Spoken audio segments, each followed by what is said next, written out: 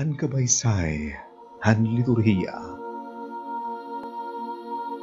Usa ka programa nga maglalaygay ang mga kaupayan ang pagsimba.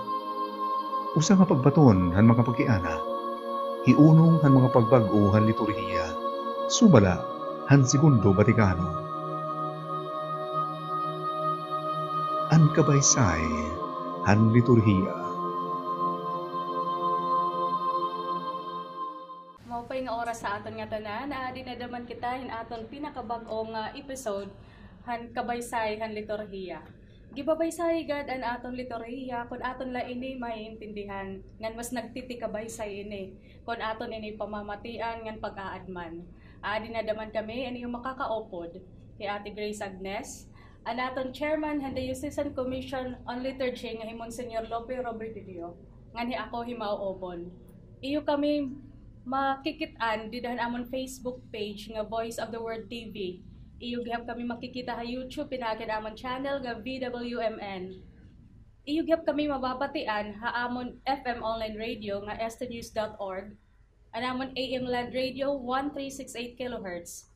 Iyo naman kami makikita ha mga iba-iba nga cable channels din ha aton probinsya, ha Borongan Channel 13, Maydolong Channel 13, San Julian Channel 20, ng Dolores Channel 15. Yan ang episode, itatong pag-i-istoryahan amo ang mga imahe.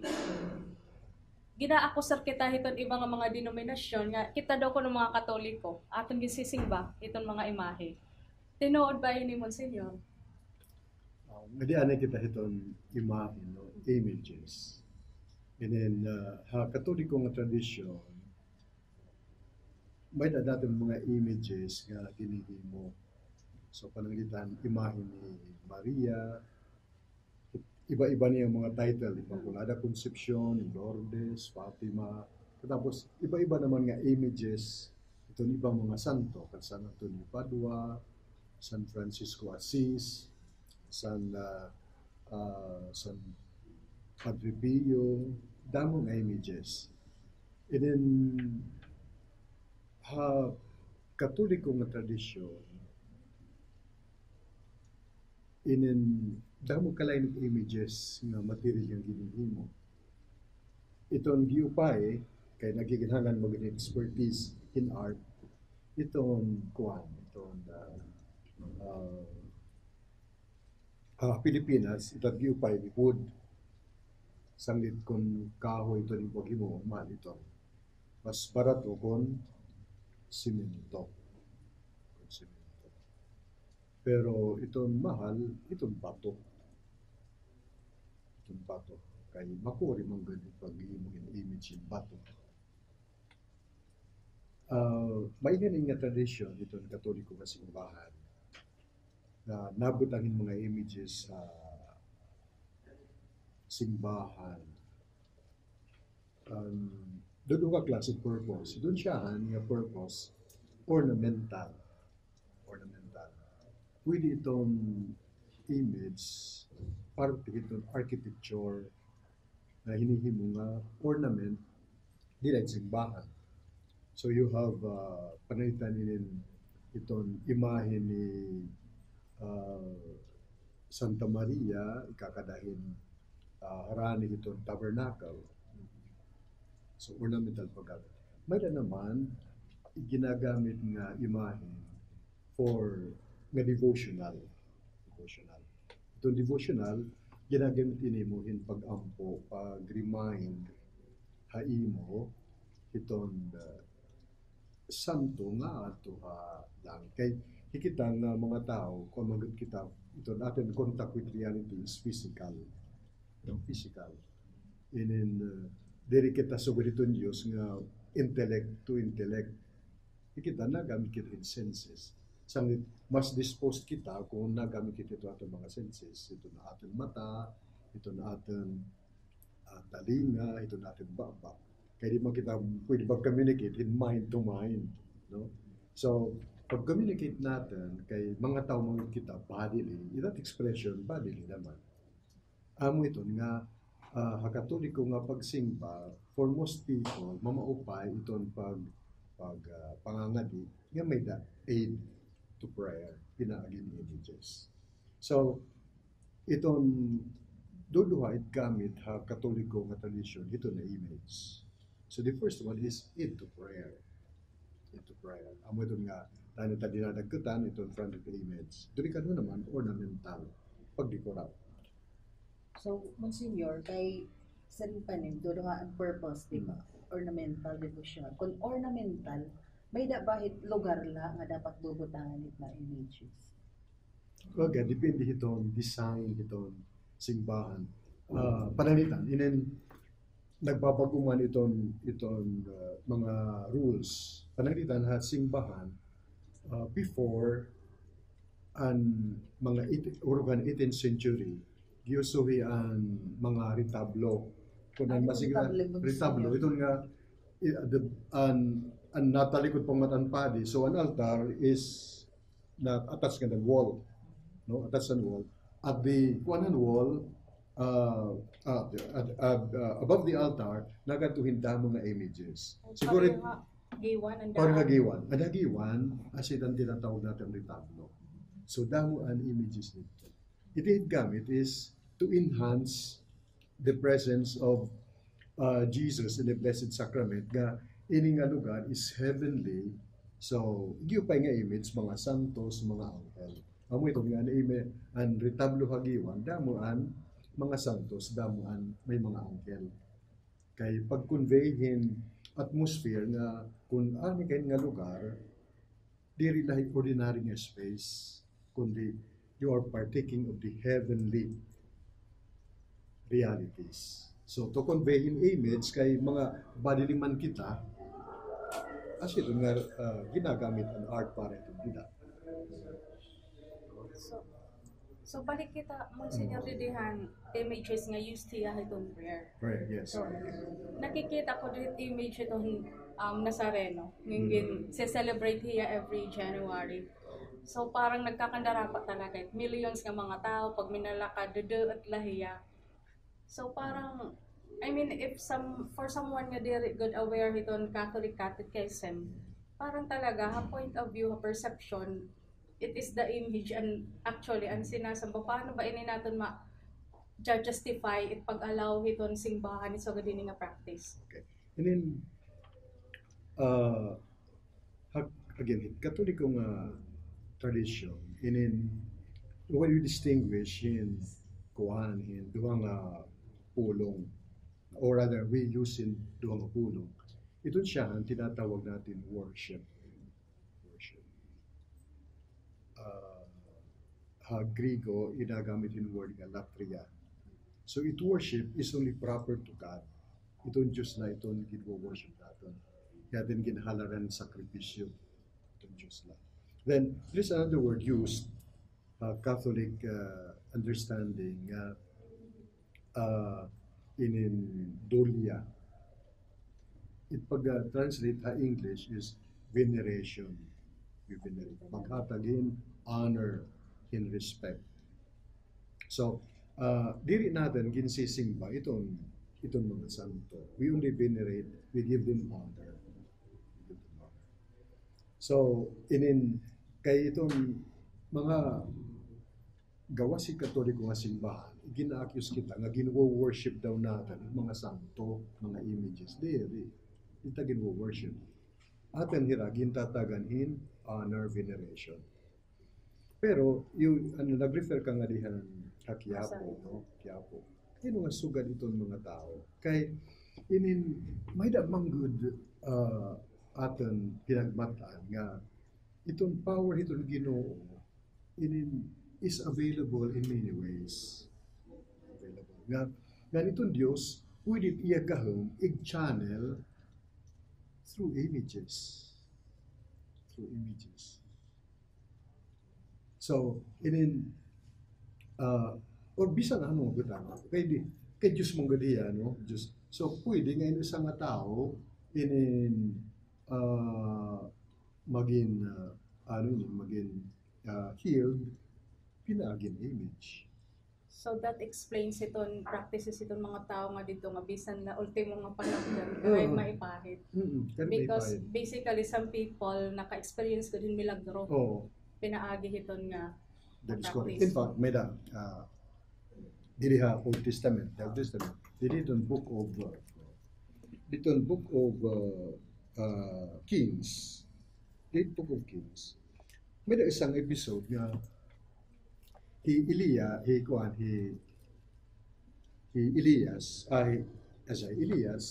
ini namatay niya.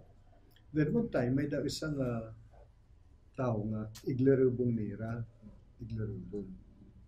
niyan iglarubong nira, may da mga inabot ng mga kumbaga mga tikasan. So nila ginbuhat, gintimos an patay, nahingadahan lubnganan ni Elias. Pagka-touchan ang patay, ang body ni Elias, nabuhi man ito. Jadi ito, chapter 13, ito, second book of Kings. And so Elisha died and was buried. At that time of year, hence bands of Moabites used to raid the land. Once some people were burying a man, when suddenly they saw such raiding band. So they cast the man into the grave of Elisha, and everyone went off. But when the man came in contact with the bones of Elisha, he came back to life and got to his feet. Bones niya. Actually, we touch and relics, pero paru-paru man dito, no? And then, so hindi nga bones, so images, pwede maging channel itong Ginoo, healing. So, kahit argument, the best argument is experience. Kung itong tao, pinaagyan iyapan yung pag-touch sa Nazareno, natambal, ano ito argumento niyo mo?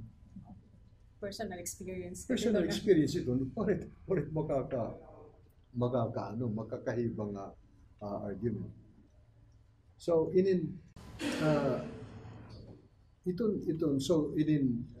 aside from being an aid to prayer, we cannot delimit the power of God. Nung kay Diyos ko dito kung kariyag niya nga iton iya power, machanit ka dahil nga santo, hit image, makakapagbili naman kita ito.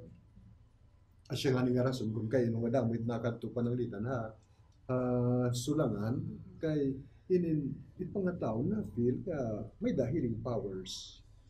Nakaka-answer prayer. Don't just answer prayer kung nakadto ka sulangan. Paano naman inimon si taer reconcile and didahan Ten Commandments and no images nga rule nga daahan? I remember dida damanhan panahon ni Moses gihapon ang utusan niya ang Ginoo nga maghimo ang Ark of the Covenant, di ba? May images gabit ka. Paano tayo ni-reconcile? It problema hiton ibang mga religion ipagbasid Bible. Kay damo nga mga relihiyon nga makut lahin isang versikulo and they use it as an argument without reading the whole context. Yes. Now, hipagbasa, even in literature, hindi pwede nga makuha ka rin isang versikulo without reading the whole paragraph or the whole book. Hindi maintindihan. So, itong command, itong kontra hit images, it basic na command, pagbabasa tayo itong Exodus 20, kaya rin 10 Commandments, then you have another version of the 10 Commandments in Deuteronomy 5, chapter 5. Now, itong command kontra hit images, in-api itong first commandment. Bisa ganit itong Biblia, makikita ta, itong first commandment is, gani in first commandment, warang pag-number in Biblia, no? Pero at first paragraph, basahan tayo itong whole paragraph. I am the Lord your God, who brought you out of the land of Egypt, out of the house of slavery. You shall not have other gods beside me.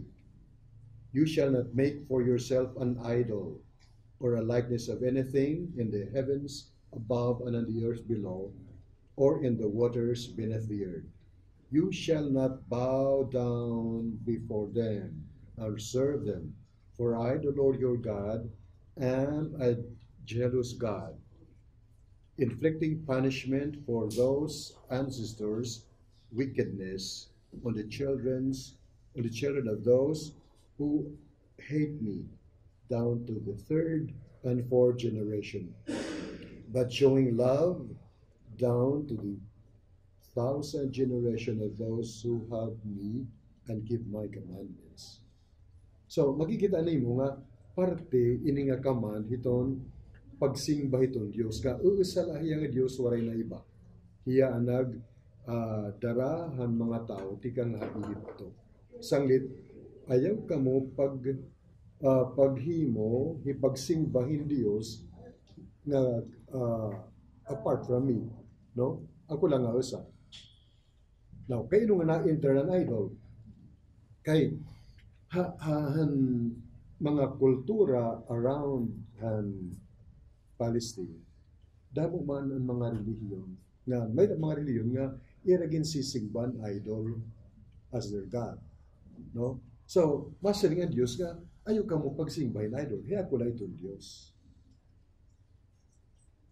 So, ayaw ka mo paghimuhin mga images kay ako lang Diyos, ay ko yung pagsimbahin nga image. So, itong image connected hitong pagsimba kay diritira mga Diyos. At so, an audience nera, an Israelita, in a lugar nga may mga people nga nagpo-worship an image. Kaya ito natin language, pero may da context niya kung ginyayakan. Pero may mga context. So, pag siringhan Ginoo nga, hiya ko rin sa nga Diyos, waray na iba, sanglit, ayaw ka mo pagsimbahin ibang Diyos. Sanglit, ayaw ka mo paghimuhin image, kaya pagsisimbahin. So, asyad ang tintangan kaya ng mga tao, nagkamayda mga pag-Diyos, mga imahe. Dire,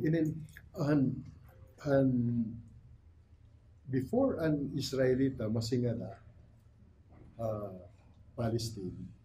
So ang mga ibang mga tao, ang mga Moabites, inimay na nila mga relihiyon. Pero ang relihiyon, ang pinaka-Diyos, mga images. So nadiri ang Diyos kung magsubad, haira ang mga tao. So ay kapag subad, ayaw kang kasugad haira, pipinanhimon mga images, ayaw kang magsubad ita haira. Kay itungod nga Diyos, ako sala. So, diri dapat literal nga interpretation na Nga bawal ang paghimo hin mga images. Bawal. Amo ito nga, tagod nga, di permi connected in worship, gahin divine power, amo ito nga bisan ang Diyos nagkamot ka may da image na siya kanina. An Ark of the Covenant. An Ark of the Covenant. Did I tell it Exodus chapter 25. Exodus chapter 25. Masaring dito, no? 25 verse 18. Make 2 cherubims of beaten gold for the 2 ends of the cover. Make one cherub on one end and the other at the other end. So gipapahimuhin imahin cherubim. No? So ano yung pag-reconcile kung masaring nga nagdidiri ang Diyos nga maghimuhin image katapos naghihimuhin imahin. And in fact, insasamba ito nga Ark of the Covenant in the olden days. Gidadaradara nga ni adang atin ibala nga lugar nga diri ordinaryo. Pero waray pag sisingba asgad ang cherubim. Yes. Diri kinsisimba. May da image pero diri kinsisimba. So, paano? So parehon ang cherubim it appears ga ornamental ya. Ornamental. an image to the han cherubim nga gin And the Ark of the and Covenant. the Ark of the Covenant. So as an ornamental hiya. Ornamental yan. So Paro po yan, paro ka na nagwagwardya, an image, nagwagwardya ang Ark of the Covenant. Monsignor, di ba kaya na? Ano ba pagkakaiba pag-worship may pag-venerate? Kay mga tao kasi It pag-venerate, itin nahatagkan katalahuran. Paano kontak? Paano pag-show? Kay mga tao dili may pakata. Pero kunig anay, dapat ipagata itong ating Catholic understanding, pag-worship in Catholic understanding, pag-sacrifice man God. Pag-sacrifice. So, anangitan, itong Mass is a sacrifice. So, it is worship. Pagsimba. Pero ipangadihin, ngadahin imahin santo, di rito. Kasi tinatawag natin nga, dulia, veneration, paghata kinunod. Pero hindi dangat paghata kinunod. May liwatit na pasok another doctrine, itsimbahan, yung tinatawag, communion of saints. Kasi kinahali maintindihan naman natin ang pagkangbitan ng mga santos. Di ba pagkang Domingo, kasi nato ako ang pagkangbitan ng mga santos. Kaya nung masugarin, kaya itong Katoliko nga pagkilaw, itsimbahan, halo ang kaupay, no? Itong simbahan, diri lahi kita nga anya kalibutan, na headed by the Pope, spread throughout the world yung mga tao nga buhi. Catholic Catechism, tinatawagin natin nga, the Church militant. Kaya mga buhi, kay militante, kay kita ba nakikipag-away kita itong website karatan. Kaya di ba, di kita mga perfect. We are striving. We are on pilgrimage, dahil perfect ka kinabuhi. Kasi pagtawagan nga, the Church militant. Pero may naman tinatawag nga, the Church triumphant. Na naka-achieve na hirahan, era, gintitinguha. Ang mga martyrs, ang mga santos, ato na langit. Ato na langit. So, happy na may simbahan. Kay nakanimit na hira, kakalibutan. Pero yun mga buhay pa dito. Mga buhay pa. Ito ni katulungan nga kaapit simbahan, katulong nga parte, na tinatawag natin church suffering. Anaali pa, purge, sasaraan, kay ininasarimat santos nga kasuratan, nga di pwede mahingat ko langit, ito makasasala. So, base, mahingat ko langit, di pupurawan na hirati na kalibutan. O di mga lugar, istegat yan tawag natin purgatorio. Actually, purgatorio, di rin ko, it's an state. Nga diin, ito natin believe na sige nga ining mga tao, sasaraan pa hanira mga sala. Basi, magintapos sila pagsakaalangit. Sanglit, pagmimisa, permitira, upod natin, pananglitan, di ba ipagkakadit santos, sa kita nga, ang sanglit upudan mga angheles o mga santos sa langit ang dadayaw kaya mihay mo. Ibugos kasing bahan, upudan mga anghel, mga santos. Kaya na ititmisa. Katapos atin naman hirip pinangangalin, mga patay na. So covered ang tutulong nga state hand simbahan. Now, kaya doon nga nag-aampo kita ng mga sakto. Kaya itad believe nga, ini nga tutulong, may tinatawag natin communion pag-ibuligay. Di ba? Hikita nag-aampo parit mga patay. No? Itong hikita naman, nag-aampo nga doon mga santo nga, ikampo naman kita nga doon ang Ginoo. Kahira nagharani. May nasa rin Monsignor na ibang reliyon. Kaya ano direct? Kaya ano maagi pa hin santo? Itong understanding in church. Itong ibang reliyon, wala nila tinatawag na communal understanding of being church. Kita, pag-understand simbahan, body of Christ. Hinuit-ulit simbahan nga ngod, Kristo.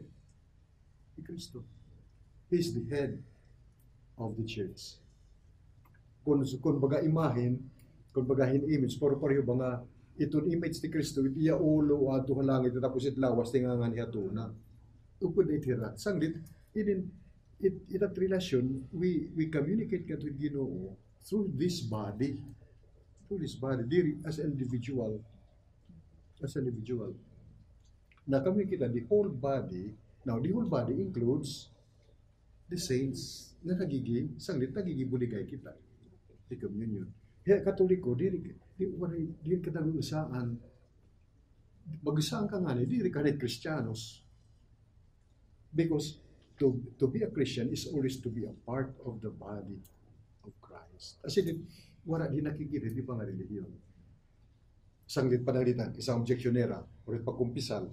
Kaya nung pagkumpisal, Paging padi. Paging padi. Kaya nung nga di magdidiritso.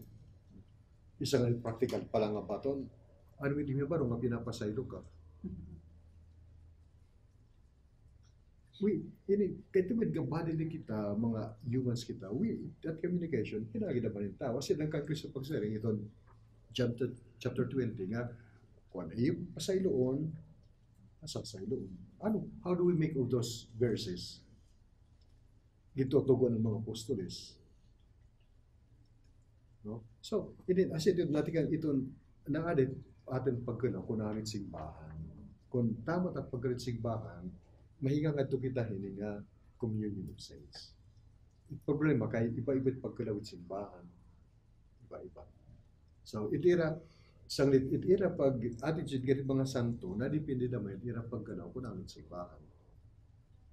So kung hirangani nangangaro nga ikampo heret era kasi mga membro hiton era daman simbahan kay ano daman ya ikita nga to Katoliko mas labaw pa kasi kita aton mga backer quote unquote na di halangit, di ba? That is correct. Like so that. kung if you follow their logic, ayaw pagpaampo, matindi ba nga tao? Oo.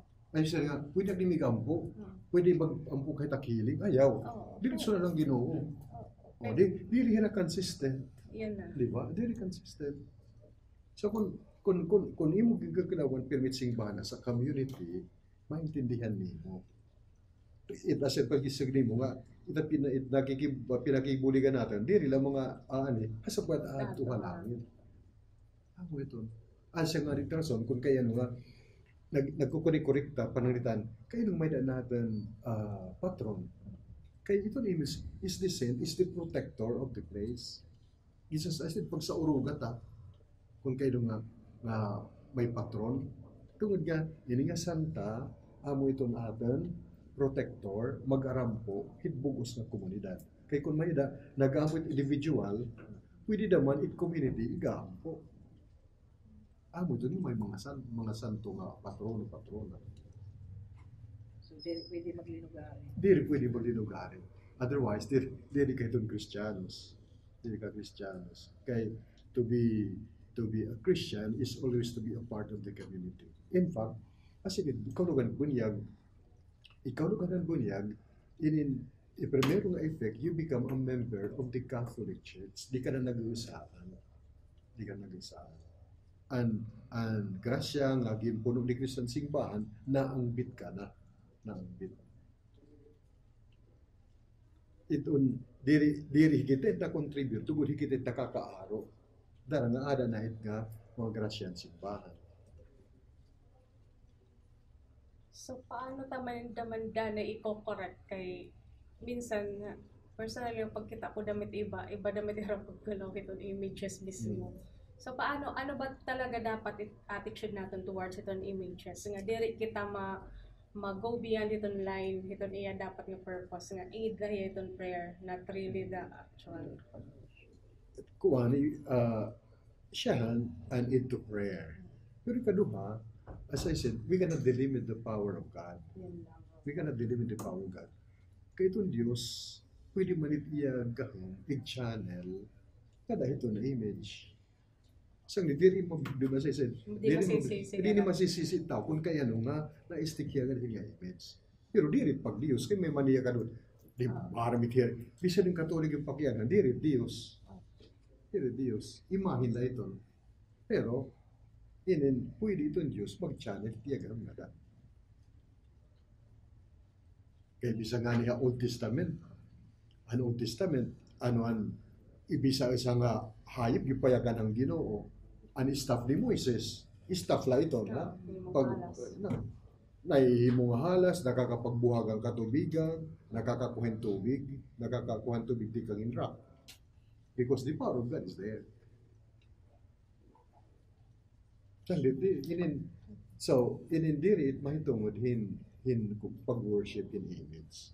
It is also the belief na God can channel His power through this. Diba, kuhan nga kan San Lucas, I think chapter 5, nahindog ka mo nga, may isa nga babae nga gindiniduguan for 30 years na tada. Tapos yun niya, kung baka kaputlaak, hiton tassel siguro nga niya, kuha ni Kristo, matatamba na, makakaput niya. Tatamba niya kaya no, nasa Ebanghelyo nga, dibahan, pagka-touch siyan babae, sining Kristo, hinuan dino taakon, sino mga apostoles. Oo, inabat niya, sino naman niya, sino rin mga apostoles. Hingkadahamuhin ng mga tao, tapos mga pakianak ka. Ikin na kay Kristo, kay inabat niya nga may da niya gahong nga ginawas. Ano ang channel? Ano niya bado?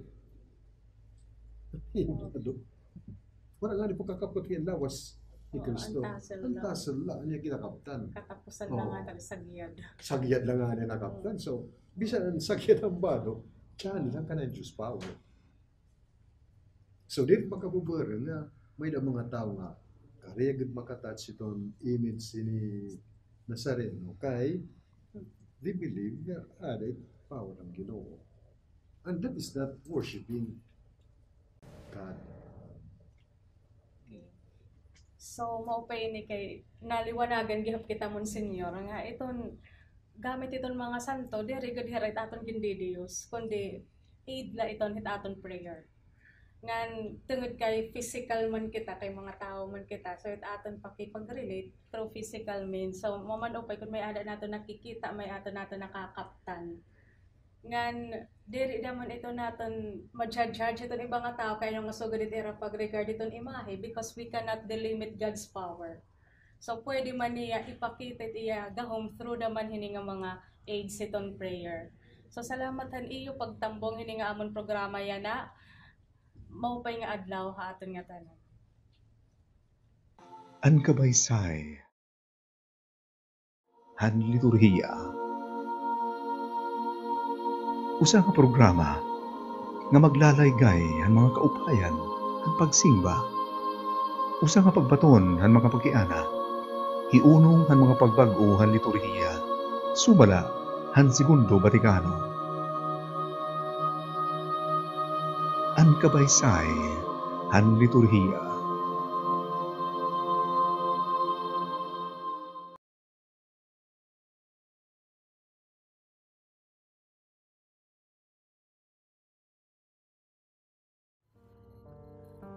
Sanglit na siring ako haiyo, ayaw ka mo kabaraka may tungod han pagkaon, ngan pag-inom, nga kinahanglanon niyo, basi mabuhi kamo. Utungod han panapton, parahan iyo lawas. Diri ba ang kinabuhi, labaw pa han pagkaon, nganan lawas, labaw pa han panapton. Tanawa daw niyo ang katamsihan,